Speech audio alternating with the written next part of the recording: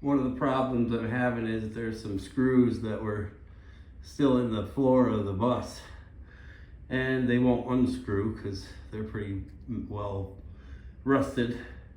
So I'm using this grinder. I'm just grinding them down to nothing, and to get that out of the way so I can continue with the sanding process. So I'm gonna do a little bit of that right now, and there's a lot of fire involved.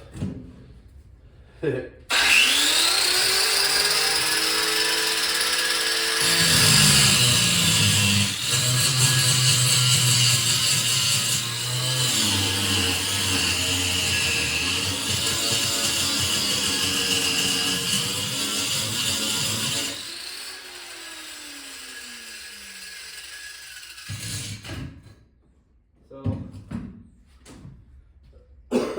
it's pretty quick work.